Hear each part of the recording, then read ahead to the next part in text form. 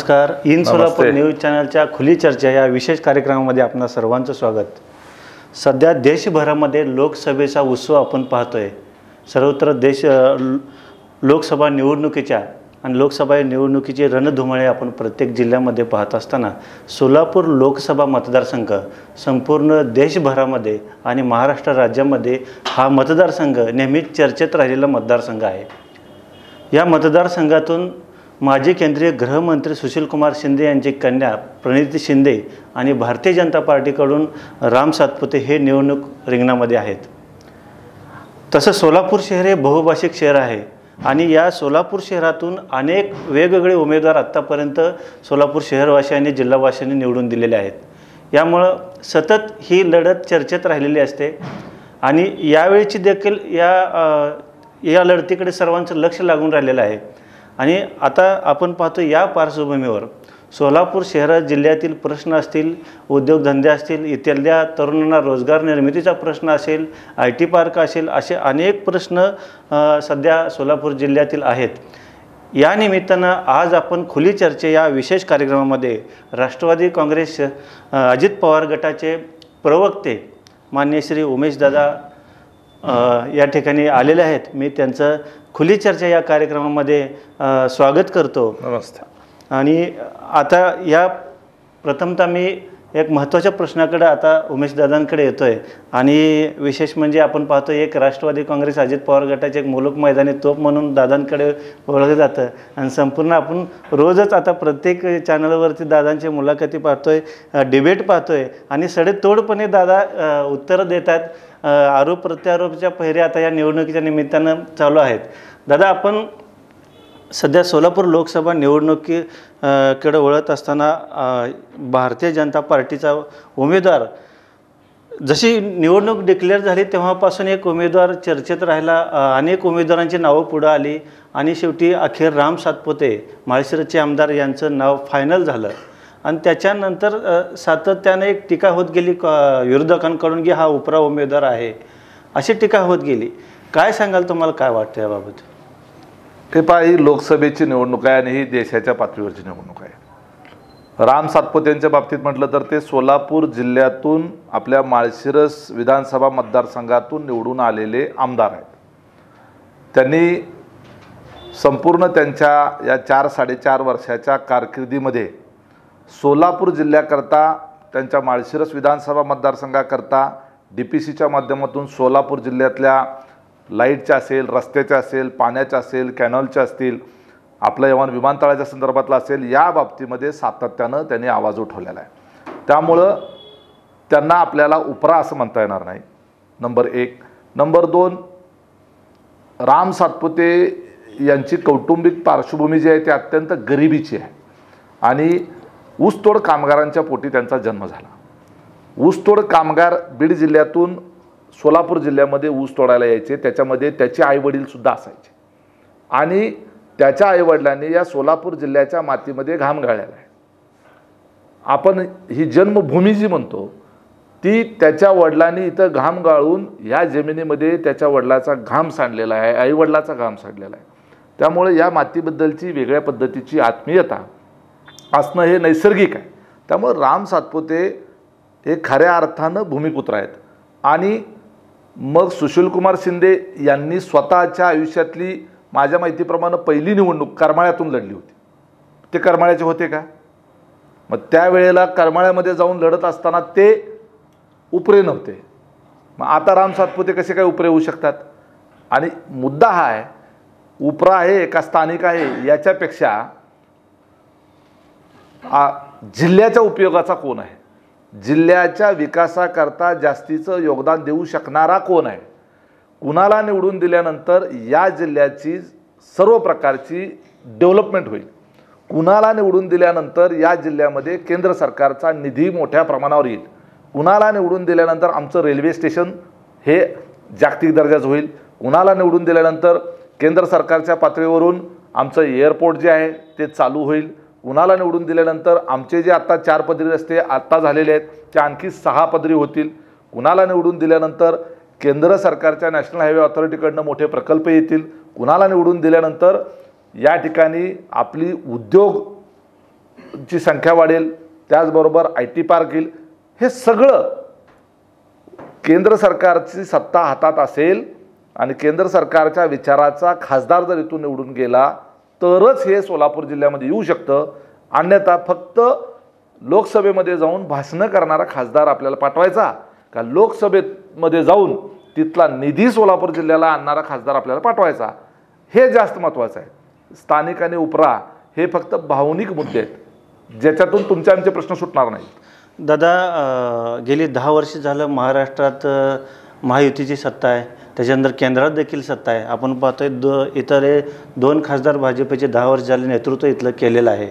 असं असताना एक सातत्याने विरोधकांची टीका होते की 10 वर्षामध्ये हे खासदार निष्क्रिय ठरलेले आहेत, कुठलाही उद्योगधंदा असेल इथं नाही आहे, याशिवाय इथल्या रोजगारांना तरुणांना रोजगार निर्मिती झालेली नाही आहे. असे एक सातत्याने 10 वर्षातील इथल्या खासदारांच्या कामाचा तुम्ही आढावा कसा घ्याल, काय सांगाल?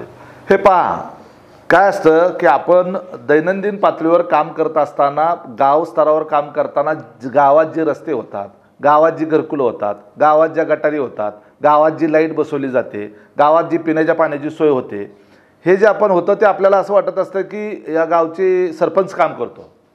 परंतु गावात जी घरकुलं येतात ती घरकुलं आलेली असतात केंद्र सरकारच्या निधीमधून. गावातल्या ज्या शेतकऱ्यांना दर महिन्याला 1000 रुपये राज्य सरकारच्या माध्यमातून अजून 1000 रुपये जे काही शेतकरी सन्मान निधी म्हणून जो मिळतो, तो नोंदणी करून घेणारा, त्या शेतकऱ्याला तिथपर्यंत घेऊन जाणारा गावातला कोणतरी कार्यकर्ता असतो. पण तो पैसा कुठून येतो? पंतप्रधान नरेंद्र मोदी साहेबांच्या माध्यमातून येतो.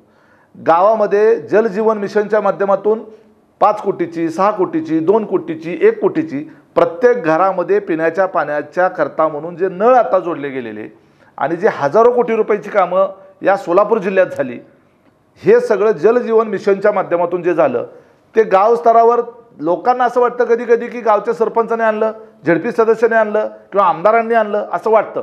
परंतु त्याच्यामध्ये सगळा पैसा जो आहे तो केंद्र सरकारचा आहे. सोलापूर जिल्ह्यामध्ये सोलापूरपासून पुण्याला जाणारा 4पदरी रस्ता, सोलापूरपासून कोल्हापूरला जाणारा 4पदरी रस्ता, सोलापूरपासून तुळजापूर मार्गे औरंगाबादला जाणारा 4पदरी रस्ता, सोलापूरवरून हैदराबादला जाणारा, सोलापूरवरून विजापूरला जाणारा, मला सांगा जवळपास 40,000 कोटी रुपयाचे राष्ट्रीय महामार्ग झाले. हे कधी झाले? हे मागच्या 10 वर्षात झाले. जर या ठिकाणी भारतीय जनता पार्टीचा म्हणजेच केंद्र सरकारच्या मोदी साहेबांच्या विचाराचा खासदार नसता तर या सोलापूरच्या सबंध अवतीभोवती हे 4पदरी रस्त्याचं राष्ट्रीय महामार्गाचं जाळं झालं असतं का? हा महत्त्वाचा मुद्दा आहे. नितीन गडकरी साहेबांच्या डिपार्टमेंटच्या माध्यमातून आता तुम्हाला मला सांगा हैदराबादला जायला 3 तास लागतात, विजापूरला जायला मला माहीत नाही 2-2.5 तास लागत असतील. एवढा अक्कलकोटला जाणारा रस्ता कसला वाईट होता, तो रस्तासुद्धा 4पदरी झाला. त्याचबरोबर पालखी मार्ग पंढरपूरला जाणारा रस्ता 4पदरी झाला. सांगोला मार्गे इकडून मंगळवेढा मार्गे जाणारा कोल्हापूरला जाणारा, एवढे रस्ते जे झाले हे कुणामुळे झाले? मग 10 वर्षामध्ये जर खासदारांनी म्हणजे सगळ्याच्या घरी मैतीला, सगळ्याच्या सांत्वनाला, बारशाला खासदार सगळीकडे गेले असते म्हणजे मग खासदाराचं काम दिसलं असतं का? जल जीवन मिशन असेल, राष्ट्रीय महामार्ग असेल, या माध्यमातून प्रचंड मोठ्या प्रमाणावर केंद्र सरकारच्या माध्यमातून ही कामं झालेली आहेत. आणि जी कामं आपण दैनंदिन पातळीवर रोज लाखो लोक ते अनुभवत आहेत, त्या रस्त्यांचा वापर लोक करतायत, ते नळाच्या द्वारे आलेलं पाणी लोक वापरतायत, ही फॅक्ट आहे. कुणी नाकारू शकतं का? कसं म्हणू शकतो आपण? आता याच्या उलट ज्या आता उमेदवार आहेत प्रणिती शिंदे यांचं काय लिगसी आहे, फक्त सुशील कुमार शिंदे यांची कन्या ही त्यांची ओळख. त्यांच्यानंतर सुशील कुमार शिंदे नंतर त्यांनी एखाद्या कार्यकर्त्याला सोलापुरातल्या उमेदवारी दिली का? त्यांनी कुणाला दिली उमेदवारी? त्यांच्या मुलीला दिली का? तिथं सुशील कुमार शिंदेंना निवडून आणण्यामध्ये दुसऱ्या कोणाचं योगदान नव्हतं? सुशील कुमार शिंदेंना जे आज केंद्रीय स्तरावर केंद्रीय गृहमंत्री झाले, देशातलं 2ऱ्या क्रमांकाचं मंत्रिपद त्यांच्याकडं ते होतं, गृहमंत्रीपद. त्याचबरोबर राज्याचे मुख्यमंत्री राहिले, अनेक वर्ष राज्याचे अर्थमंत्री म्हणून राज्याच्या तिजोरीच्या चाव्या त्यांच्याजवळ होत्या. काय आणलं सोलापूरसाठी? काय केलं सोलापूरचं? एकमेव सोलापूर शहर असं आहे की देशामधलं की ज्या सोलापूर शहराची लोकसंख्या कमी कमी होत गेली. ड वर्गाची महानगरपालिका आहे. एखाद्या नगरपालिकेच्या व्यतिरिक्त वेगळी अवस्था नाही आहे. पगार करायला पैसे नाहीत नगरपालिकेकडं. मग हे काय म्हणतील, भाजपचं सरकार होतं तेव्हा काय झालं? अहो, तुम्ही देशाचे गृहमंत्री होतात, तुम्ही राज्याचे अर्थमंत्री होतात, राज्याचे मुख्यमंत्री होतात. मग मुख्यमंत्री असताना संपूर्ण राज्याच्या तिजोरीच्या चाव्या असताना का नाही या सोलापूर जिल्ह्यामध्ये MIDC अजून वाढली? का नाही या सोलापूर जिल्ह्यामध्ये उद्योग वाढले? का नाही इथं IT पार्क आला? का सोलापूर महानगरपालिका ड वरनं अ पर्यंत गेली? पुणे असेल, बाकीचे कोल्हापूर असेल, बीड सारखी शहरं सुद्धा मोठी झाली, विदर्भातली शहरं झाली. नागपूर कसं झालंय? मग सोलापूर शहर हे मागं का राहिलं? सुशीलकुमार शिंदे साहेबांना एवढी संधी या सोलापूर शहरानं, या जिल्ह्यानं देऊन सुद्धा या सोलापूरला भकास करण्याचं काम त्यांनी केलं. आणि आता यांना निवडून दिलं उद्या सुशीलकुमार शिंदेच्या कन्येला, तर उद्या काय, आम्ही आता विरोधात आहे म्हणणार. वर तर मोदी साहेबांचं सरकार येणार आहे, विरोधात आहे, त्यामुळे मी काय करू शकत नाही. पुन्हा अजून 5 वर्ष मातीत जाते. याच्यापेक्षा सत्ताधारी आणि केंद्राच्या विचाराचा जर खासदार दिला तर अजून, जसं आता 40,000 कोटीचे रस्ते आले म्हणून मी सांगितलं, अजून मोठी हजारो कोटीची कामं आपल्याकडे येऊ शकतात. हे शहर आणखी पुढे जाऊ शकतं. दादा, सोलापूर शहर हे तसं बहुभाषिक शहर आहे. आपण जर पाहिलं, आंध्र, कर्नाटक आणि महाराष्ट्र आहे, या तिन्ही स्टेटच्या सीमेवरती असलेलं सोलापूर शहर आहे. इथल्या तरुणांनी एक खंत व्यक्त केली, कॉलेज तरुणांनी, की पूर्ण शिक्षण झाल्यानंतर आम्हाला बाहेर जावं लागतं, आमचं भविष्य काय आहे सोलापूरमध्ये. अजूनही आज त्यांना वाटतं की बाबा, आणि आपण नेहमी म्हणतो की इथल्या तरुणांचं मायग्रेट होतं, पण काय ह्याच्या त्यांच्या भविष्याचा कोण विचार करणारा का नाही? ह्या 10 वर्षात तर या BJP सरकारनं त्यांच्यासाठी काय केलं? आणि हे काँग्रेस सरकार काय म्हणतं, 40 वर्षात तुम्ही आमचं काळा, तुम्ही 10 वर्षात तुम्ही काय केलं ते सांगा, असे उलट आरोप होत आहेत तुमच्यावर. मी सांगितलं ना आता 10 वर्षात काय केलं. पहिल्यांदा इन्फ्रास्ट्रक्चर गरजेचं आहे. तुमच्याकडं रस्ते असतील तर त्या ठिकाणी एअरपोर्ट असेल, तुमच्याकडे रेल्वेची व्यवस्था व्यवस्थित असेल, कम्युनिकेशन चांगलं असेल, तर एखादा उद्योग इथं यायचा प्रयत्न करेल. एकमेव 5 स्टार हॉटेल आहे सोलापूर जिल्ह्यामध्ये. कसं असतं, कुठलाही उद्योग इथं जर यायचा असेल तर त्याला बेसिक गोष्ट आहे की त्याला आवश्यक असणारं मनुष्यबळ इथं उपलब्ध आहे का. आणि मनुष्यबळ कुठं तयार होतं? एज्युकेशनल इन्स्टिट्यूटमधून तयार होतं. मग ते एज्युकेशनल इन्स्टिट्यूट जे आहेत आपल्या इथल्या, ह्या केवळ पैसे कमवण्याच्या करता जर काढल्या गेल्या असतील तर त्या दर्जाचं मनुष्यबळ इथं तयार होत नाही. आणि ती व्हिजनरी लिडरशिप जी आहे, ती लिडरशिप जी आहे ही प्रस्थापितांच्या गराड्यामध्ये आणि त्यांच्या पुढच्या पिढीच्या गराड्यात अडकलेली आहे. प्रत्येक नेत्याला त्याच्या पुढच्या पिढीची, त्याच्या लेकराबाळाची काळजी पडलेली आहे. सोलापूर जिल्ह्याची काळजी कुणालाच पडलेली नाही. माझं तर कुठल्याही पक्षाचा असो, प्रस्थापित उचकटून काढा आणि नव्यान पिढीला पुढे येऊ द्या. सामान्य कुटुंबातल्या लोकांना पुढे येऊ द्या. सर्वसामान्य कुटुंबातला, तळागाळातला कार्यकर्ता जोपर्यंत नेता होत नाही तोपर्यंत सोलापूर जिल्ह्याला भविष्य नाही.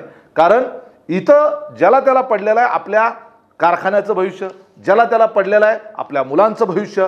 मुलगा शहाणा का वेडा, आंधळा का पांगळा कसा जरी असला तो माझा मुलगा आहे, त्याला नेता म्हणा, अशा पद्धतीची प्रवृत्ती, मानसिकता या सोलापूर जिल्ह्यात आहे. आणि त्याच्यामध्ये हे सगळं सोलापूर जिल्हा हा मागं पडण्याचं ते एकमेव कारण आहे. कारण हे स्वतः एज्युकेटेड नाही आहेत, काळाशी सुसंगत नाही आहेत. प्रचंड मोठ्या प्रमाणावर ह्या DCC बँका वगैरे अशा लुटून खाऊन या लोकांनी मोठ्या मोठ्या संस्था उभा केलेल्या आहेत. आणि त्या सांभाळण्याच्या करता आता त्यांना पुढच्या पिढीला त्या ठिकाणी डेव्हलप करायचं आहे. आणि कुणी यांच्यावर आरोप करू नये म्हणून पुढची पिढी राजकारणात आणून सत्ताधीश बनवायची आहे. त्यामुळं सामान्य जनतेचं हित जे आहे हे कुणीच बघत नाही. आणि त्याला शिंदेसाहेब अपवाद नाही आहेत, अनेक लोक अपवाद नाही आहेत. त्यांनी पण कुठला कार्यकर्ता किंवा एखादा सक्षम, एखादा मेरिटचा एखादा माणूस पुढं आणला नाही. आणलं कोणाला पुढं? स्वतःच्या मुलीला पुढं आणलं. आणि प्रत्येकजण हेच करतोय जोपर्यंत यात दुरुस्ती होत नाही. म्हणून ऊसतोड कामगाराचा मुलगा आहे ना, सोलापूर जिल्ह्यानं एवढंच बघितलं पाहिजे की हा सामान्य कुटुंबातला आहे, हा मजुराच्या घरातला आहे, हा तुमच्या आमच्यातला आहे, हा कष्टकऱ्याच्या घरातला आहे, हा सोन्याचा चमचा तोंडात घेऊन जन्माला आलेल्या घरातला नाही आहे, हा प्रस्थापित राजकारण्यांचा मुलगा नाही आहे, हा सामान्य आहे आणि तुमच्या आमच्यासारखा आहे. म्हणून याच्या पाठीशी उभं राहिलं पाहिजे. दादा, एअरपोर्टचा विषय निघाला. एअरपोर्टसाठी विमानसेवा सुरू व्हावी म्हणून सोलापुरातून मोठा उठाव झाला. आंदोलन करते, 1 महिना आंदोलन इथं चालली. इव्हन त्या आंदोलनकर्त्यावर रिव्हॉल्वर रोखण्याचा सुद्धा प्रयत्न झाला. असं असताना एअरपोर्टचा विषय अजून मागं राहतोय. सिद्धेश्वर कारखान्यात चिमणी देखील पाडली. असे एक चिमणीचं राजकारण किंवा चिमणीचं भांडवल विरोधकाकडून केलं जात आहे. काय सांगाल याबाबत? हे पहा, ते चिमणीचा विषय जो आहे तो सुप्रीम कोर्ट आणि हायकोर्ट याच्या संदर्भातल्या न्यायालयाने दिलेल्या आदेशाचा तो परिणाम आहे. एकदा सुप्रीम कोर्ट किंवा हायकोर्टानं आदेश दिल्यानंतर तिथं तुम्ही आम्ही कुणीही यंत्रणा काही करू शकत नाही. कुणीही ते जाणीवपूर्वक केलेलं नाही. चिमणी असताना एअरपोर्ट चालू झाला असतं का आणि चिमणी काढल्यानंतर एअरपोर्ट चालू होणार आहे का? ह्या टेक्निकल पार्ट आहे, त्याच्यातले एवढे आपण तज्ज्ञ नाही आहोत. एअरपोर्ट चालू झालं पाहिजे आणि आपल्या सोलापूरच्या करता एअरपोर्ट आवश्यक का आहे? एअरपोर्ट झाल्याशिवाय या सोलापूर जिल्ह्यामध्ये मोठे उद्योगपती इथं उद्योग उभा करणार नाहीत. आणि याच्याकरता महामार्गांचं जाळं, पायाभूत सुविधा, चांगल्या एज्युकेशनल इन्स्टिट्यूट आणि एअरपोर्ट आणि राहणसहान व्यवस्था ज्याला आपण म्हणतो हॉटेल्स वगैरे, ह्या सगळ्या व्यवस्था असल्यानंतर उद्योगपतींचं लक्ष या जिल्ह्याकडे जाईल आणि मग इथं उद्योग उभा राहून रोजगार निर्मिती होईल. त्यामुळे एअरपोर्ट होणं अत्यंत आवश्यक आहे. हे सोलापूर जिल्ह्याच्या नवीन पिढीसाठी आणि त्याच्या पुढच्या कल्याणासाठी गरजेचं आहे. माढा मतदारसंघात मोहिते पाटीलांनी हातात तुतारी घेतली, त्यामुळे ही सीट धोक्यात आली असे खुद्द चंद्रकांत पाटील म्हणाले. याबाबतीत काय होईल तुम्हाला काय वाटतं माढा मतदारसंघातलं? हे पहा, कुठल्याही समोरच्या उमेदवाराला आपण कमजोर समजू नये. निश्चितपणे मोहिते पाटलांचं या जिल्ह्यावर अनेक वर्ष वर्चस्व राहिलेलं आहे आणि त्यामुळं त्यांची जिल्हाभर आणि संपूर्ण राज्यभरामध्ये त्यांची एकेकाळी मोठी ताकद होती. त्यामुळं अशा शक्तीच्या विरोधामध्ये लढत असताना निश्चितपणे आव्हान असतंच. परंतु आपण आता या मागच्या 5-10 वर्षात जर बघितलं, विजयदादांच्याबद्दल आजही लोकांच्या मनामध्ये एक आदराची भावना आहे, परंतु त्यांच्या पुढच्या पिढीने ते स्थान टिकवण्यामध्ये त्यांना यश आलेलं नाही. मग त्याच्यामध्ये खूप आहेत. मोहिते पाटील कुटुंब फार मोठं आहे. त्यामुळं काय झालेलं आहे की मोहिते पाटील कुटुंबातल्या प्रत्येक सदस्याला, कोणाला आमदार व्हायचं आहे, कोणाला खासदार व्हायचं आहे, कोणाला मंत्री व्हायचं आहे, कोणाला सभापती व्हायचं आहे, कोणाला सरपंच व्हायचं आहे. तुम्ही जर तपासून बघितलं तर मोहिते पाटलांच्या हातात सत्ता दिल्यानंतर, मोहिते पाटलांच्या हातात जिल्ह्याची सत्ता दिल्यानंतर ते जिल्ह्यातली सर्व प्रकारची सत्ता केंद्र फक्त मोहिते पाटलाच्या कुटुंबात जातात. जिल्हा परिषदेच्या अध्यक्षांची जर यादी बघितली तर जेव्हा जिल्हा परिषदेचं अध्यक्षपद खुल्या वर्गासाठी होतं, त्या वेळेला मोहिते पाटलांच्या घरातलाच सदस्य जिल्हा परिषदेचा अध्यक्ष झालेला पाहायला मिळेल.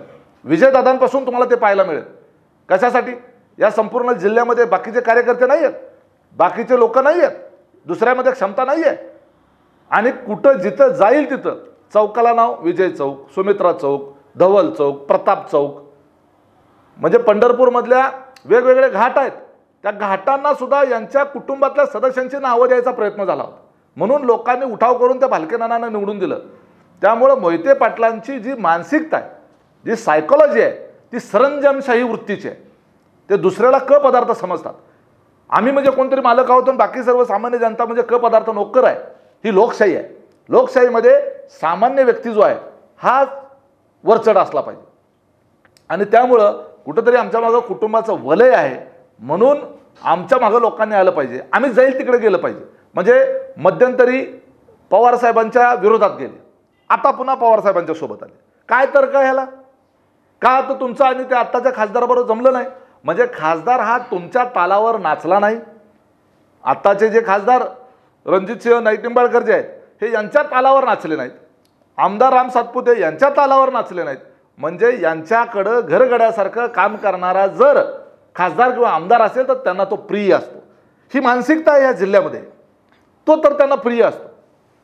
तसं अकलूज युनिव्हर्सिटीमध्ये तयार झालेल्या प्रत्येक नेत्याची मानसिकता अशीच आहे की त्या संबंधित कार्यकर्त्यांना आमच्याकडे घरगड्यासारखं राहिलं पाहिजे. तो जर स्वयंप्रेरणेनं जर काम करणार असेल तर या नेत्यांना चालत नाही. मोहिते पाटलांच्या या प्रवृत्तीला विरोध आहे. आणि धैर्यशील मोहिते पाटील आणि रणजितसिंह मोहिते पाटील हे दोघं भाऊ आहेत. रणजितसिंह मोहिते पाटील भाजपकडून आमदार झाले. यांनी भारतीय जनता पार्टीमध्ये जाऊन बंद पडलेला साखर कारखाना चालू करून घेतला. 150-200 कोटी रुपये सरकारकडून घेतले. एक आमदारकी पदरात पाडून घेतली. बरोबर आहे. सगळे लाभ गिळंकृत केले. बरोबर. आणि आता पुन्हा ज्यांनी ते दिलं त्यांच्यावरच उलटले. असंच ते पूर्वी पवार साहेबांनी एवढं मोठं सगळं दिलं आणि त्यांच्यावरच ते उलटले होते. त्यामुळे हे स्वार्थी लोक आहेत, हे मतलबी लोक आहेत. यांचा स्वार्थ नाही साध्य झाला हे कुणालाही लाथ मारायला बसलेले आहेत. तुमच्या आमच्या सामान्य माणसाची काय कथा आहे? त्यामुळं ही प्रस्थापित उचकटून काढा एवढंच मला फक्त म्हणायचं आहे. धैर्यशील भैया आणि निंबाळकरांचं कुठं बी नसलं की फडणवीस साहेबांना देखील हे मिटवण्यास म्हणजे एक भाजपला अपयश आलं असावं. काय आहे? मी सांगितलं ना की ह्यांना घरगडी पाहिजे, मानसिकताच आहे. तो रणजित नाईक निंबाळकर आहे, तो सुद्धा राजघराण्यातला आहे, ह्यांच्याकडे गडी म्हणून राहिलोय. यांना गडी पाहिजे असतो. गडी असला की असा म्हणजे ताटातलं मांजर होऊन राहिला पाहिजे, आणि तशा जर नसेल तर मग यांचं त्याच्याशी जमत नाही. अकलूजचाच अजून एक असा विषय आहे, उत्तम जानकर हे आता पवार साहेबांसोबत म्हणजे तुतारी त्यांनी हातात घेतलेली आहे आणि त्यांच्यासोबत जाणं पसंत केलेलं आहे. काय सांगाल? आणि आजचंच एक त्यांचं वक्तव्य आहे की अजितदादांना त्यांनी एक उंदराचं पिल्लू म्हणून संबोधलेलं आहे. काय सांगाल उत्तम जानकरांचं? काय झालं, उत्तम जानकरांच्या डोक्यावर झालाय परिणाम. त्यामुळं काय बोलतायत तेच कळे ना. ते म्हणले मी अजितदादाचीच हकालपट्टी करतो पक्षातून. आता हकालपट्टी करायचा ह्याला अधिकार कुणी दिला? मी संस्थापक सदस्य आहे. मग आता 2 लाख लोकांनी ॲफिडेव्हिट दिलेत, हे सगळे 2 लाख लोक संस्थापक झाले का? एक लक्षात घ्या, अजितदादा हे पार्टीचे अध्यक्ष आहेत. अध्यक्षाची हकालपट्टी हा करणार का? म्हणजे काय बोलावं, त्याला काही तारतम्य आहे का? उत्तम जानकर हे भारतीय जनता पार्टीकडून लोकसभेची उमेदवारी मिळावी याच्यासाठी प्रयत्नशील होते. मग त्याच्याकरता त्यावेळेला त्यांना मोदी साहेबांचं नेतृत्व मान्य होतं, अमित शहा साहेबांचं नेतृत्व मान्य होतं, फडणवीस साहेबांचं नेतृत्व मान्य होतं, चंद्रकांत दादाचं नेतृत्व मान्य होतं, आणि यांच्या दारामध्ये जाऊन मला उमेदवारी द्या असं ते विनवण्या करत होते का नाही? त्यांनी माणसं लावून सगळ्या जिल्ह्यामध्ये सर्वे पण केला. म्हणजे त्यावेळेला भारतीय जनता पार्टीची तत्त्व मान्य होती, भारतीय जनता पार्टीचे नेते मान्य होते. आणि जर तिकीट मिळालं असतं तर जगातले सर्वोत्कृष्ट पार्टी म्हणजे भाजप आणि जगातले सर्वोत्कृष्ट नेते म्हणजे भाजपचे नेते, हे भाषण उत्तम जानकर करताना दिसले असते. तिकीट नाही मिळालं, बरोबर आहे की लगेच भारतीय जनता पार्टीचे सगळे लोक नालायक झाले. आणि मग आता अजित पवारला पाडतो, ह्याला पाडतो, त्याला पाडतो. हे काय संबंध काय येतो? अजित पवारांनी काय नुकसान केलं यांचं? म्हणजे फक्त ते गरळ ओकण्याचं काम करतायत आणि आयुष्यभर त्यांची राजकीय अस्तित्व जे आहे, ज्या विषयावर ज्या आधारावर होतं ते म्हणजे मोहिते पाटलांचा विरोध. त्यांनी माळशिरस तालुक्यामध्ये, माळशिरस मतदारसंघामध्ये मोहिते पाटलांचा विरोधक म्हणून स्थान कमवलं. आणि ते स्थान कमवत असताना ते धनगर समाजाचे असल्यामुळं मोठ्या प्रमाणावर धनगर समाज त्यांच्या मागे एकवटला. मोहिते पाटलाच्या लोकांनी पिढ्यानपिढ्या त्या माळशिरस भागातल्या धनगर समाजावर प्रचंड अन्याय अत्याचार केले. प्रचंड ताकद असल्यामुळं, प्रचंड सत्ता असल्यामुळं ह्या शेतकरी समाज असलेल्या, भटक्या समाज असलेल्या गोरगरीब धनगर समाजाला अत्यंत वाईट पद्धतीनं नागवलं गेलं. त्यांच्यावर वेगवेगळे गुन्हे दाखल करण्यात आले, कित्येक वेळेला त्यांना मारहाण करण्यात आली, कित्येक जणांचे तर खून, मर्डरसुद्धा पडले गेले एकमेकांच्या भांडणामध्ये. अनेक लोक एकमेकाच्या वादामध्ये तुरुंगात सुद्धा गेले. म्हणजे त्या ठिकाणी मोहिते पाटलाचा गट विरुद्ध जानकरांचा गट याच्यामध्ये अनेक वेळेला गाव स्तरावर लढाया झाल्या, अनेक जणांवर केसेस झाल्या, अनेक जणांचं आयुष्य बर्बाद झालं, कुटुंब उद्ध्वस्त झाली, प्रपंच उद्ध्वस्त झाले. आणि ह्या सगळ्या लोकांनी जानकरांना साथ दिली. आणि हा माणूस मात्र या समाजाच्या प्रती, ज्या समाजानं आपल्याला मोठं केलं त्यांच्या प्रती दगाबाज ठरला आणि मोहिते पाटलांना जाऊन मिळाला. आता त्या गावागावातल्या ज्यांच्यावर केसेस झाल्या, ज्यांनी यांच्यासाठी भांडणं केली, त्या कार्यकर्त्यांनी कोणाकडे बघायचं? म्हणजे ज्या समाजानं आपल्याला मोठं केलं त्या समाजाचा जो व्यक्ती राहू शकत नाही तो कोणाचा राहू शकत नाही. आणि मला तुम्हाला एक किस्सा सुद्धा मला एक सांगायचा आहे की ज्या वेळेला मागच्या 2019च्या निवडणुकीच्या वेळेला माळशिरसमधून आमच्याकडे उमेदवार नव्हता, कारण मोहिते पाटील सोडून गेले आम्हाला. आणि त्यावेळेला मग पवार, मी कार्यकारी जिल्हाध्यक्ष होतो, सगळं जिल्ह्याचं काम त्यावेळेला माझ्याकडे जबाबदारी निवडणुकीसंदर्भात होती. मी पवार साहेबांना मूळमध्ये बाड्या तिकडं बबनदादा सुद्धा सोडून जायच्या तयारीत होते, ती सुद्धा एक अडचण झाली होती. अनेक लोक सोडून गेले होते, त्यामुळे उमेदवारांची शोधाशोध होती. त्यावेळेला मी पवार साहेबांना असं सुचवलं की माळशिरसमधून आपण उत्तम जानकर यांना उमेदवारी देण्याच्या बाबतीत विचार करावा. साहेब म्हटले तो फ्रॉड व्यक्ती आहे, त्याच्यावर आपण विश्वास ठेवू शकत नाही. अनेक वेळेला म्हणले त्यांनी अशा पद्धतीनं येतो म्हणले आणि ऐन वेळेला टांग मारलेले, आणि ते व्यक्तिमत्व काय विश्वास ठेवण्याच्या लायकीचं नाही. हे पवार साहेबांनी, मी प्रामाणिकपणे म्हणजे अतिशय सत्य बोलतो, कुणाची शपथ घ्यायला सांगा. मी म्हटलं साहेब एक गोष्ट तर नक्की आहे की उत्तम जानकरांचा DNA हा मोहिते पाटलाचा विरोधक म्हणून आहे. त्यामुळं आपल्याला उमेदवार नाही आणि त्यांचा एक जनाधार आहे. अनेक वर्ष मोहिते पाटलांच्या विरोधात ते आहेत. तर त्यांना आपण उमेदवारी दिली तर आपल्याला त्या ठिकाणी निश्चितपणे सीट ती निवडून आणण्याच्यासारखी परिस्थिती होईल. साहेब म्हटले जबाबदारी कोण घेणार? उत्तम जानकरची. साहेब मी म्हणलं मी घेतो जबाबदारी. आता मी जबाबदारी घेतल्यामुळे मला एवढं टेन्शन होतं, बघ म्हणले एबी फॉर्म मी देईल तुझ्याकडं, पण उद्या एबी फॉर्म घेऊन हा जर घरी बसला तर आपली फार नाचक्की होईल म्हटले. साहेब काळजी करू नका, ते माझ्यावर सोडा. मग उत्तम जानकरांचा त्यांची भेट घालून दिली. दुसऱ्या दिवशी प्रवेश झाला. एबी फॉर्म मी अक्षरशः त्यांच्या हातात दिलाच नाही शेवटपर्यंत. प्रवेश झाल्यानंतर लगेच एबी फॉर्म मागत होते. मी म्हटलं नाही, अर्ज भरताना देतो. आणि अर्ज भरताना मी शेवटच्या मिनिटाला एबी फॉर्म त्यांच्याजवळ दिला, कारण पवार साहेब मला जे बोललेलं ते सारखं कानात घुमत होतं. हे फॉर्म घेऊन घरी बसला तर काय करायचं. त्यामुळं पवार साहेबासारख्या एवढ्या ज्येष्ठ नेत्याची त्यांची जर हे मत तयार झालं असेल तर उत्तम जानकरांचे बाकीचे सगळे अनेक संजय मामा वगैरे बऱ्याच जणांना टांग दिले तरी ते काही एवढं सोपं व्यक्तिमत्व नाही. आणि मोहिते पाटलालाही कळेल कसं आहे ते, त्यांना माहीतच आहे ऑलरेडी. विधानसभेत पुन्हा त्यांच्यासोबत राहतील का? त्यांना शब्द दिला म्हणा विधानसभेत एकत्र राहायचं जानकरांना. मुद्दा हा आहे की हेच मोहिते पाटलासोबत राहतील का? हां, आमदारकीचं स्वप्न दाखवले त्यांना. माझं आज देखील आव्हान आहे की विजयदादांनी एक लेखी पत्रक काढावं आणि पवार साहेबांनी जयंत पाटलाच्या सहीने एखादं लेखी पत्रक काढावं.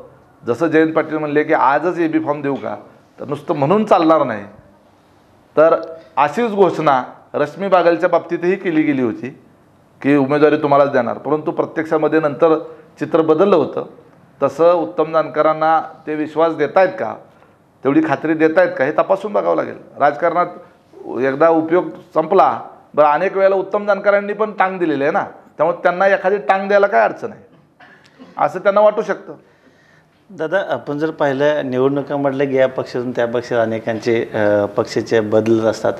आपल्याच तालुक्यातलं एक उदाहरण म्हणजे रमेश बारसकर सध्या माढा मतदारसंघातून वंचितकडून निवडणूक लढवत आहेत. नाही, रमेश बारसकर हे मुळातच ज्यावेळेला राष्ट्रवादी काँग्रेस पार्टीमध्ये अजितदादांच्या नेतृत्वामध्ये आम्ही वेगळे झालो त्यावेळेला ते माझ्यासोबत आले नाहीत. ते माझे सहकारी निश्चितपणे होते. ओबीसी समाजातला एक अतिशय उमदा तरुण कार्यकर्ता, परंतु दुर्दैवाने या प्रस्थापितांच्या लाटेमध्ये त्यांच्यावर देखील अनेक पातळ्यावर अन्याय झाला. त्यांना नगराध्यक्ष करण्याच्या प्रक्रियेपासून मी त्यांच्यासोबत त्या ठिकाणी होतो. आम्ही दोघं वर्गमित्र पण आहोत. परंतु वंचित त्यांनी उमेदवारी ऑफर केली, त्यांनी ती स्वीकारली. संजय क्षीरसागरने देखील मला वाटतं कालच पवारसाहेबांना भेटले, तुतारी हातात घेतली, असं एक चर्चा तालुक्यात आहे. काय सांगाल? काय झालं आहे की आता कोण कुठल्या पक्षात इकडून तिकडे गेला लोकांनाही त्याचं आश्चर्य वाटत नाही. आता संजय अण्णा क्षीरसागर यांना विधानसभेला वगैरे चांगली मतं मिळाली होती, पण मला डाऊट आहे की संजय अण्णा क्षीरसागर हे स्वयंप्रेरणेनं गेले का आताच्या विद्यमान आमदारांचं तिकीट कापण्याच्या करता दुसऱ्या मार्गाने तिकडे पाठवून पुन्हा आता लोकसभेनंतर काही माणसं पुन्हा तिकडे जाणार आहेत आणि मग उमेदवार वरनं आला म्हणून आत्ताच्या आमदाराला तिकीट देता आलं नाही, अशी काही वेगळी शाळा आहे का काय, असा संशय मला येतो. काँग्रेसचे 40 वर्षातील आणि भाजपचे 10 वर्षातील या कामाची तुलना कशी कराल? एक लक्षात घ्या, प्रत्येकाचा एक काळ असतो आणि त्या काळाप्रमाणे जो तो आपापल्या परीनं जो सत्तेमध्ये असतो तो आपल्या देशाला पुढे घेऊन जाण्याचा प्रयत्न करतो. काँग्रेस पक्षाने या देशाला त्यांच्या परीनं त्या वेळेच्या नेतृत्वाने या देशाला पुढे नेण्याचा प्रयत्न केला. भारतीय जनता पार्टीच्या काळामध्ये म्हणजे मनमोहन सिंगांच्या नंतर खऱ्या अर्थानं आपल्या देशाची अर्थकारण जे आहे ते बदलत गेलं. ग्लोबलायझेशन झालं, जग सगळं जवळ आलं, आपण ग्लोबल विलेज झाला असं म्हणतो.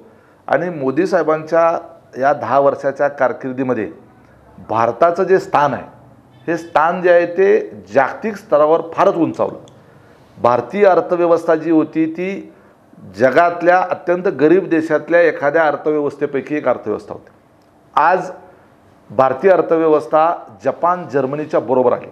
आज आपण अमेरिका, चीन, जपान, जर्मनीनंतर आपण आहोत. म्हणजे 1-2 टप्प्यातच आपण अजून पुढे जाऊ शकतो. जपान आणि जर्मनीचे हे देश म्हणजे आपल्यासाठी स्वप्नवत होते आणि त्या ठिकाणी भारत जाणं, तो पण एवढा 150 कोटीचा देश, इतक्या 4000-5000 भाषा बोलला जाणारा देश, एवढा मोठा खंडप्राय देश, आपल्या एका जिल्ह्याएवढे काही देश आहेत आणि इतक्या मोठ्या देशातल्या एवढ्या मोठ्या लोकसंख्येला त्या स्थानापर्यंत घेऊन जाणं हे इतकं सोपं काम नाही. आज आपल्या देशाचा म्हणून एक जागतिक पातळीवर एक ब्रँड तयार झाला. ठीक आहे, सगळंच काही चांगलं झालं असं मी म्हणणार नाही, परंतु तुलनेनं हा देश अतिशय पुढे घेऊन जाण्यामध्ये मोदी साहेबांना यश आलं. नंबर 2, मोदी साहेबांच्या व्यक्तिमत्वाच्या पुढे, त्यांच्या प्रभावाच्या पुढे तुलनात्मकदृष्ट्या विरोधकांकडे चेहरा नाही, आणि तो चेहरा आणायचा प्रयत्न केला तरी शक्तिहीन झालेले पक्ष एकत्रित आलेले आहेत. त्यामुळे या देशाला पर्यायी चेहरा देऊ शकत नाही. अशा परिस्थितीमध्ये तुलनात्मकदृष्ट्या सक्षम, पूर्णवेळ देणारा, जागतिक पातळीवर आपल्या देशाला पुढे घेऊन जाऊ शकलेला असा नेता हा जो आहे, हाच नेता आज रोजी तरी आपल्या सर्वांच्या करता जास्तीचा उपयोगी आहे. आणि म्हणून आपला स्वार्थ बघून सर्वसामान्य माणसाने आपला स्वार्थ बघावा, ह्या देशाचा स्वार्थ बघावा, आणि त्यांनी मोदी साहेबांचा चॉईस करावा. दादा, आपण पाहतो की मोदींचा एक नारा होता, ना खाऊंगा ना खाणे दूंगा. परंतु विरोधकांकडून अशी टीका होते की खाणारेच सर्व मोदींजवळ आहेत. म्हणजे 70,000 कोटीचा घोटाळा मोदी जेव्हा डिक्लेअर करतात भाषणामध्ये, त्यानंतर दुसऱ्या तिसऱ्या दिवशी उपमुख्यमंत्री शपथ घेतलं, अशी विरोधक सातत्याने टीका करतात. नाही, याच्यामध्ये निश्चितपणे विरोधकांचं कामच असतं टीका करणं. ज्या वेळेला आम्ही मोदी साहेबांच्या विरोधात होतो त्यावेळेला आमच्या विरोधामध्ये असलेले जे मुद्दे होते टीका करण्यासारखे, ते मुद्दे घेऊन मोदी साहेबांचं काय सगळेच टीका करत होते. एकटे मोदी साहेब नाही, देवेंद्र फडणवीस पण होते त्यामध्ये टीका करणाऱ्यात, विनोद तावडे होते टीका करणाऱ्यात, पंकजा मुंडे होत्या टीका करणाऱ्यात, अमित शहा साहेब होते टीका करणाऱ्यात. अनेक लोक ज्या वेळेला आम्ही त्यांच्या विरोधात होतो, आणि आम्ही टीका करतच होतो ना, ज्यावेळेला आम्ही त्यांच्या विरोधात होतो तर आम्ही सुद्धा मोदी साहेबांवर, अमित शहा साहेबांवर किंवा देवेंद्र फडणवीस यांच्यावर सगळ्यावर टीका करत होतो. राजकारणामध्ये ज्या वेळेला आपण एकमेकाचे विरोधक म्हणून, राजकीय पक्ष म्हणून ज्या वेळेला असतो, त्यावेळेला एकमेकांच्या त्रुटी उणिवा अशा शोधून मग त्याला पुरावे आहेत नाही आहेत आपण काय फारसं बघत नाही, आपण आरोप करतो, त्याच्यावर उत्तर द्यायचं काम त्यांचं आहे. जनतेला ज्याच्याबद्दल, ज्या आरोपाबद्दल विश्वास वाटतो त्याच्यावर जनता विश्वास ठेवते. त्यामुळं मोदी साहेबांनी आम्ही विरोधात असताना केलेल्या टीकेला ते विरोधक म्हणून आमच्यावर टीका केली होती, एवढंच आपल्याला म्हणता येईल. एक मोहोळ मतदारसंघाकडे आपण पुन्हा येतोय. लोकसभेच्या निवडणुकीमध्ये मोहोळ मतदारसंघाचं नेहमीच एक योगदान राहिलेलं आहे, मोठं योगदान राहिलेलं आहे. आपण देखील मोहोळ मतदारसंघातील एक मोठे नेते म्हणून आपण ओळखले जाता.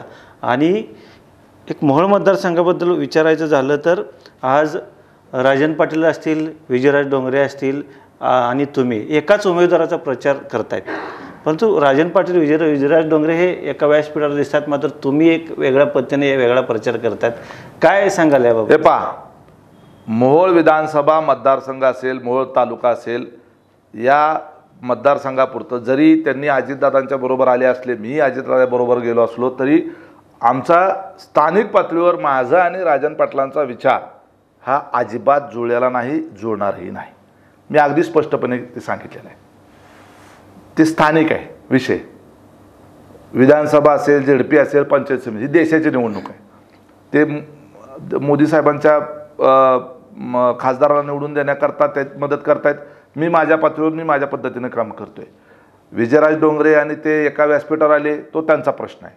विजयराज डोंगरे भारतीय जनता पार्टीचे नेते आहेत, त्यांनी त्यांच्या पक्षाच्या आदेशानुसार काम केलं असेल मला माहीत नाही. परंतु आमचा जो फॉलोअर आहे, तालुक्यातला असेल, मतदारसंघातला असेल, तो आनगरकरांच्या विरोधी विचाराचा फॉलोअर आहे. मी ज्या गावातून येतो ते कैलासवासी शाजीराव पाटलांचं गाव आहे. माजी मंत्री शाजीराव पाटील, कैलासवासी शाजीराव पाटील यांचा विचार हा मोहोळ तालुक्यामध्ये अनेक वर्षापासून आहे. ते सोलापूर जिल्ह्याचे अध्यक्ष काँग्रेस कमिटीचे होते, राज्यमंत्री होते, जिल्हा परिषदेचे अध्यक्ष होते, आणि त्यांनी अनगरकरांचा पराभव देखील केला होता. त्या विचाराचा जो वर्ग आहे तो वर्ग आजही अनगरकरांना मानत नाही, आणि त्या वर्गाला त्यांचं नेतृत्व मान्य नाही. त्यांना आमचं नेतृत्व मान्य आहे, ते आमच्यासोबत आहेत. मी जर त्यांच्याबरोबर गेलो तर ही आमची मागची लोक आमच्यावर राहणार नाहीत. मग आम्ही माझ्या लोकांचा विचार करू का ह्यांचा विचार करू?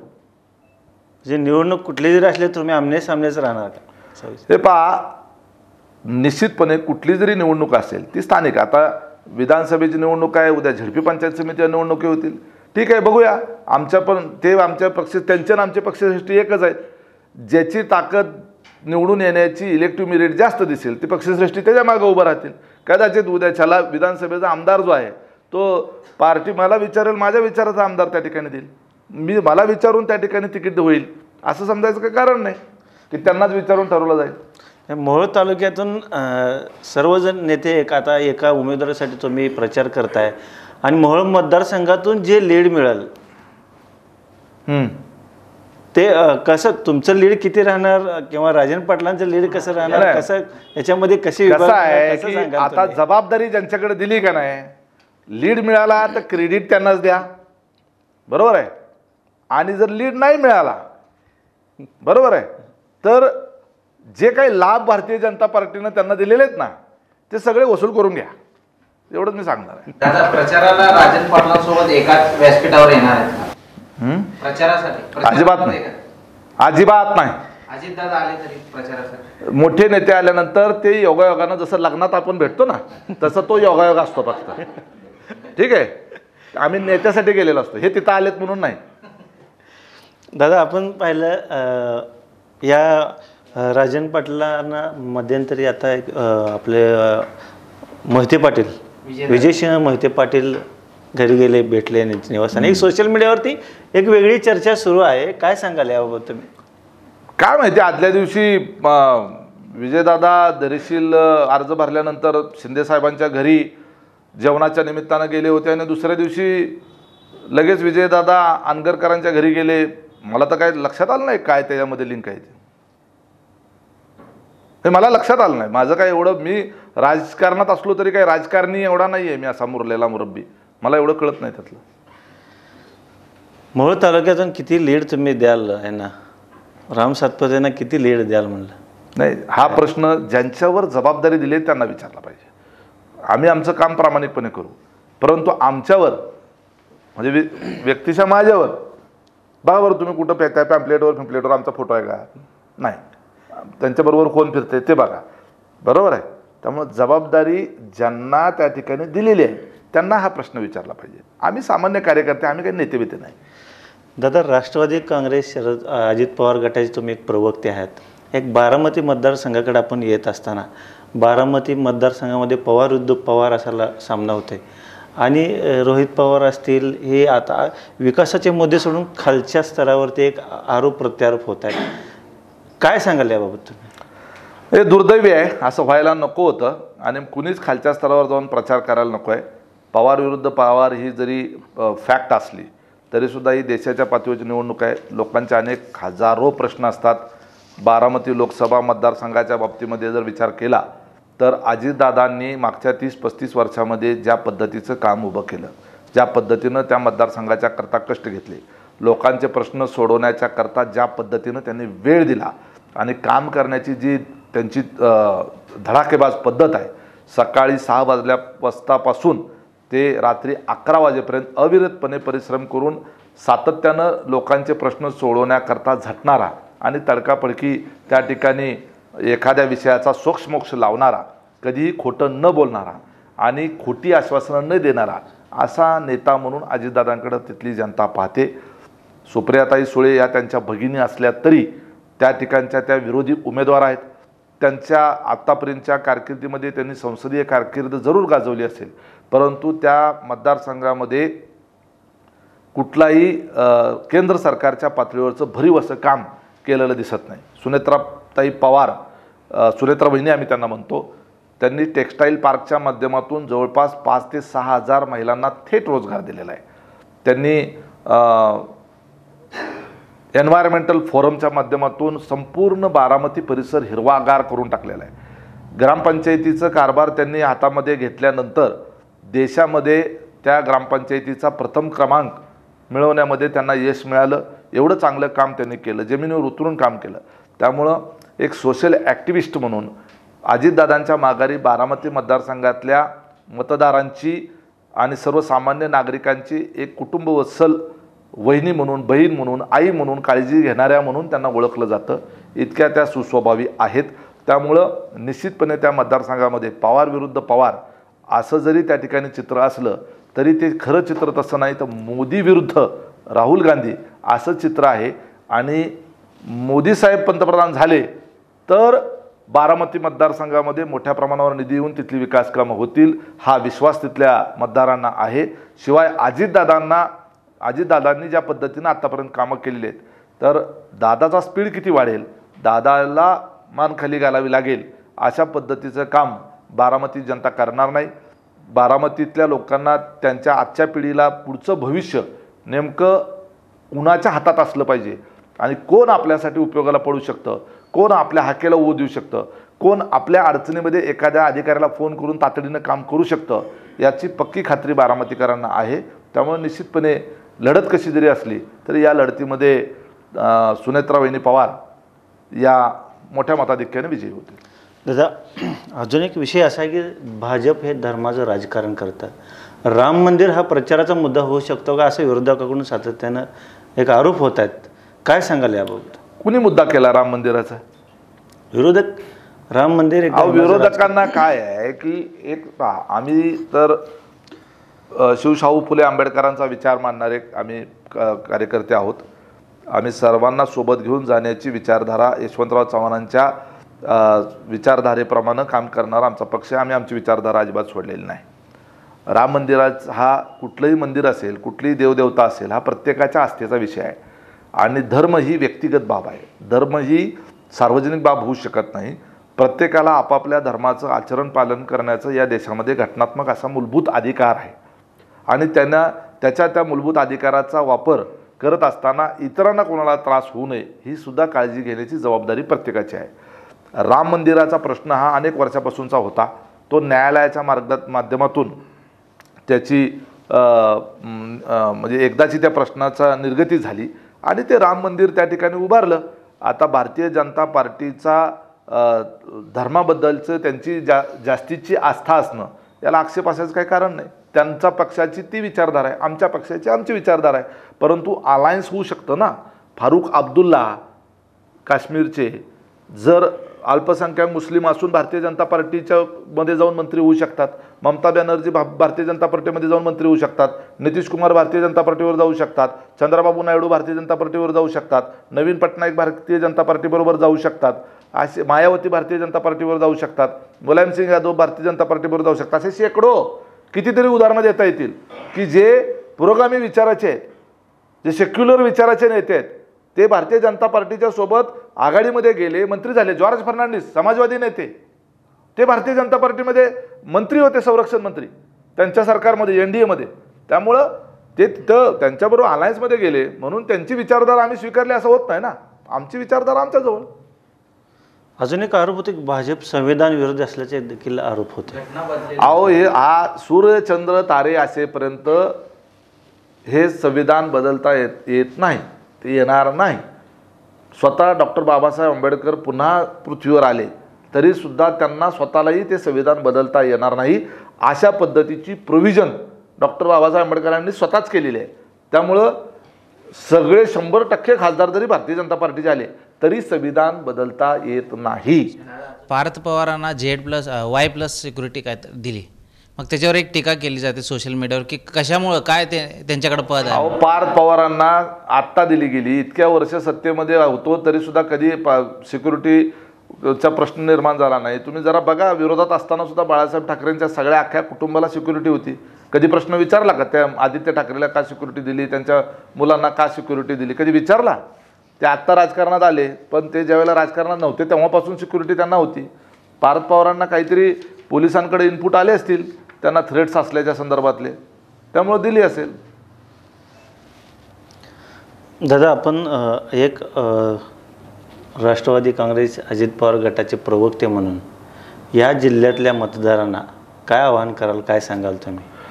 हे पहा की सर्वसामान्य मतदारांनी एकच विचार केला पाहिजे की आपल्या स्वतःचं, आपल्या पुढच्या पिढीचं भवितव्य जे आहे आणि आपण आपल्या संपूर्ण जिल्ह्याची, ह्या लोकसभा मतदारसंघाची प्रगती विकासाच्या दृष्टिकोनातून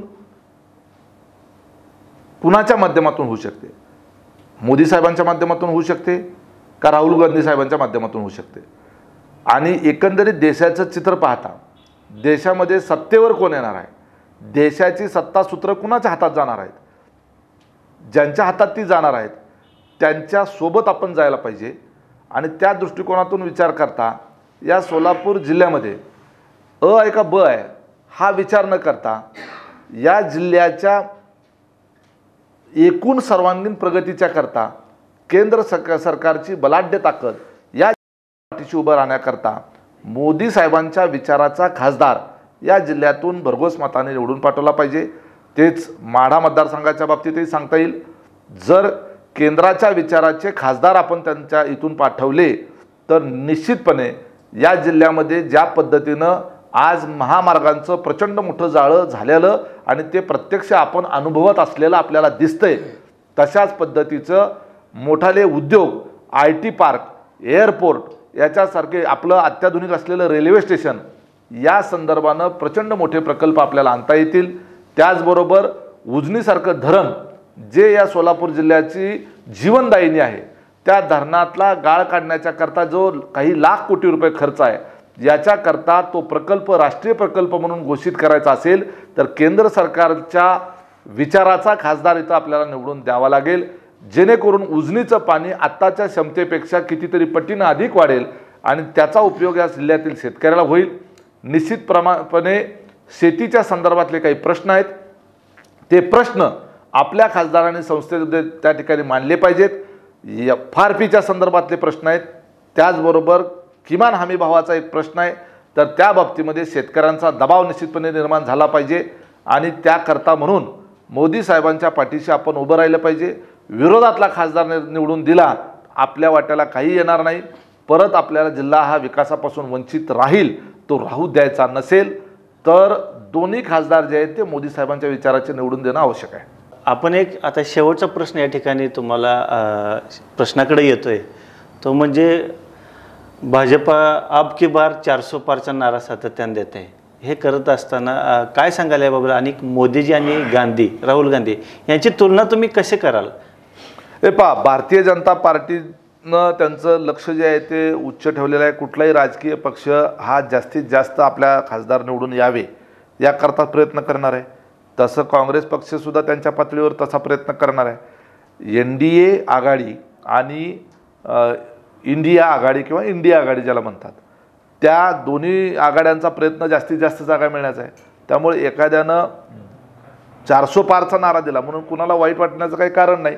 आणि जेवढे सर्वे आता आलेले आहेत, ओपिनियन पोल आलेले आहेत, त्या सगळ्याच ओपिनियन पोलमध्ये भारतीय जनता पार्टी याच्यासोबत असलेली NDA आघाडी ही 370च्या पुढं जाताना दिसते आणि काँग्रेस ही काही तेवढ्या प्रमाणात प्रगती करताना दिसत नाही आहे. त्यामुळे एक तर गोष्ट चित्र स्पष्ट आहे की फार घासू नये असं तर नाही आहे. काँग्रेस आणि त्यांची NDA आघाडी खूपच महाग आहे आणि भारतीय जनता पार्टीच्या सोबत आपली NDA आघाडी खूपच पुढं आहे. त्यामुळे याच्यामध्ये अंतर एवढं आहे की ते कव्हर करणं काँग्रेस आणि त्यांच्या NDA आघाडीला शक्य नाही. दादा अजून एक प्रश्न विचारतो, तो म्हणजे सोलापूर शहरातला आहे. तो म्हणजे एकेकाळी म्हणजे प्रत्येक निवडणूक एकमेकांच्या विरोधात लढलेले नेते आज प्रणित शिंदेंना निवडून आणण्यासाठी प्रयत्नशील आहेत. म्हणजे महेश कोटे असतील, दिलीप माने असतील, हे सर्व एकमेकांच्या विरोधात निवडणूक रिंगणात होते. आज तेच नेते आज एकत्र येत आहेत, प्रचारात उतरले आहेत. काय सांगाल तुम्ही, एकंदरीत काय वाटतं तुम्हाला? यांना सगळ्याला मिळून मला असं दिसतंय की ती प्रणिती शिंदेंची अडचण आहे आणि त्यांना असं वाटतं की एकदाच हे पार्सल दिल्लीला पाठवून देऊ म्हणजे आपल्याला सोलापूरचं रान मोकळं होईल. फार काही उदात्त हेतू नाही आहे त्यांचा. मग इथली सोलापूर शहराचं राजकारण हे आमच्या ताब्यात राहावं, शिंदेच्या ताब्यातनं हिसकावून घेऊन आपल्या ताब्यात राहावं याच्याकरता हे सगळे कदाचित एकत्र आले असतील. या ठिकाणी आज खुली चर्चा या विशेष कार्यक्रमामध्ये खरं तर लोकसभेची निवडणूक आहे आणि उमेशदादा पाटील यांच्यावरती राष्ट्रवादी काँग्रेस अजित पवार गटाची खूप मोठी जबाबदारी आहे आणि ही जबाबदारी असताना आज महाराष्ट्रावर त्यांचे दौरे आहेत. विविध मतदारसंघामध्ये त्यांनी जाऊन प्रत्येक उमेदवारांचा प्रचार असेल, त्यांना सडेतोड उत्तर देण्याचा प्रश्न असेल, विरोधकांना उत्तर देण्याचा विषय असेल, या सर्व आज लोकसभेच्या धामधुमीतून किंवा त्यांच्या व्यस्त वेळापत्रकातून आज आम्ही इन सोलापूर न्यूज चॅनलला त्यांनी एक आमच्या विनंतीला मान देऊन या खुली चर्चामध्ये सहभागी झाले आणि जे प्रश्न असतील सोलापूर शहर जिल्ह्यातील रोजगार निर्मितीचा प्रश्न असेल किंवा उद्योगधंद्याचे प्रश्न असतील, या सर्व एकंदरीत सर्व प्रश्नाला सडेतोडपणे त्यांनी या ठिकाणी उत्तरं दिलेली आहेत आणि भारतीय जनता पार्टी महायुतीच्या उमेदवारांना का निवडून द्यावं हे देखील त्यांनी सडेतोडपणे या ठिकाणी सांगितलेलं आहे आणि या कार्यक्रमामध्ये आज त्यांनी आमच्या विनंतीला मान देऊन सहभागी झाले, त्याबद्दल मी सर्व उमेशदादा पाटील यांचं या ठिकाणी मनःपूर्वक आभार मानतो. धन्यवाद दादा. धन्यवाद. आणि आज इथेच थांबूया. नमस्कार.